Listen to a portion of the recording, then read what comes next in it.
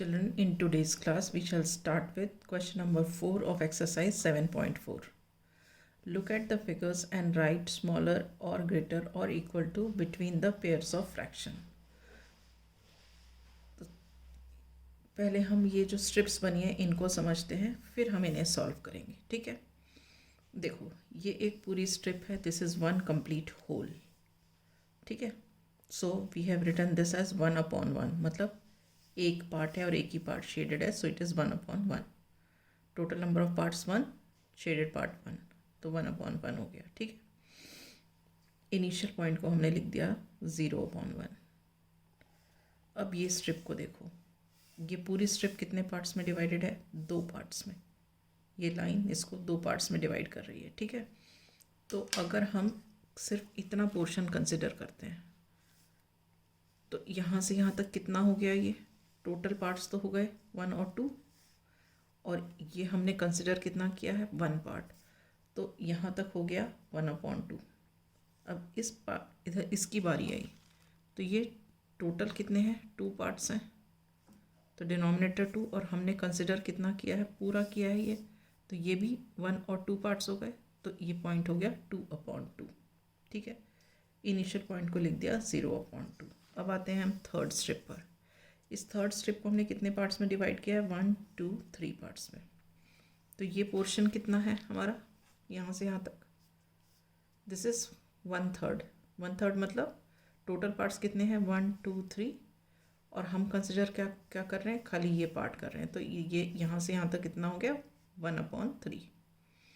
अब अगर हम इधर आते हैं यहाँ पे, तो टोटल पार्ट्स कितने हैं? 1, 2, 3, तो डिनोमिनेटर 3 हो गया, और हम कंसिडर कितने पार्ट्स कर रहे हैं? ये और ये 2 पार्ट्स कर रहे हैं, तो यहाँ तक हो गया 2/3.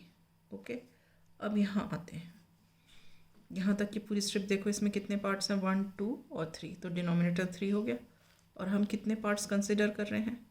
पूरा यहाँ से यहाँ तक कंसिडर कर रहे हैं, तो हम भी 3 पार्ट्स कंसिडर कर रहे हैं, तो ये वाला हो गया 3/3. ठीक, अब आ जाओ इस स्ट्रिप में. इस स्ट्रिप को हमने 4 पार्ट्स में डिवाइड किया है, तो टोटल यहाँ पे पार्ट्स कितने? 1, 2, 3, 4, तो सबके डिनोमिनेटर्स क्या होंगे? 4. अब हम कंसिडर इतना कर रहे हैं, तो ये 4 पार्ट्स में से हम खाली 1 पार्ट ले रहे हैं, तो यहाँ तक हो गया 1/4. ओके, अब अगर यहाँ तक देखते हैं तो 1, 2, 3, 4 पार्ट्स में हम कंसिडर कितने कर रहे हैं? ये 2 पार्ट्स कर रहे हैं, तो यहाँ तक हो गया 2/4. सिमिलरली ये वाला कितना हो गया? ये देखो, यहाँ से लेके यहाँ तक हम पार्ट्स कितने कंसिडर कर रहे हैं? 1, 2, 3, तो न्यूमरेटर हो गया 3 और डिनोमिनेटर 4, क्योंकि टोटल पार्ट्स कितने हैं? 4. अब हम यहाँ आ जाते हैं, टोटल पार्ट्स तो हैं 4, 1, 2, 3, 4, और हम यहाँ से यहाँ तक पूरी स्ट्रिप कंसिडर कर रहे हैं, तो इस पूरी स्ट्रिप में कितने पार्ट्स हैं? 1, 2, 3, 4, तो न्यूमरेटर हो गया 4, तो 4/4 इज़ दिस पॉइंट. अब हम आ जाते हैं इस वाली स्ट्रिप में. इस स्ट्रिप को हमने 5 इक्वल पार्ट्स में डिवाइड किया, 1, 2, 3, 4, 5. ठीक है, तो अब ये 5 पार्ट्स हैं, हम इतना लेते हैं ये पोर्शन, तो ये कितना है? 1 पार्ट है यहाँ से यहाँ तक, तो इसको हम करेंगे, लिखेंगे 1/5. इतने को कंसिडर कर रहे हैं, तो इसको लिखेंगे 2/5.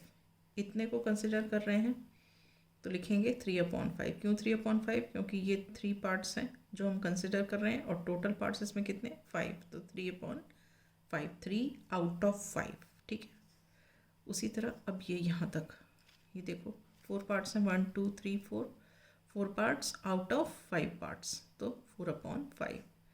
और यहाँ पे अगर हम देखें तो ये पूरे पार्ट्स कंसिडर कर रहे हैं, 5 पार्ट्स आउट ऑफ 5.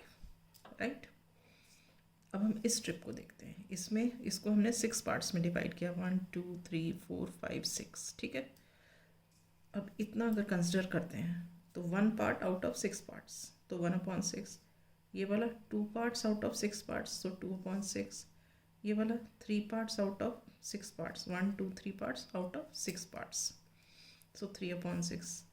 सो यहाँ से यहाँ तक 4/6, यहाँ से यहाँ तक 5/6, यहाँ से यहाँ तक 6/6. ठीक है, तो ये हमारी स्ट्रिप्स की अंडरस्टैंडिंग है. अब देखो, इन स्ट्रिप्स के बेसिस में हमें इन फ्रैक्शंस को इनको कंपेयर करना है. ठीक है, अब आप देखो 1/6 और 1/3। 1/6 ढूंढो कहाँ पे मिलेगा, जिसमें 6 पार्ट्स में डिवाइड होगा, ये वाला। ठीक है, ये रहा हमारा 1/6।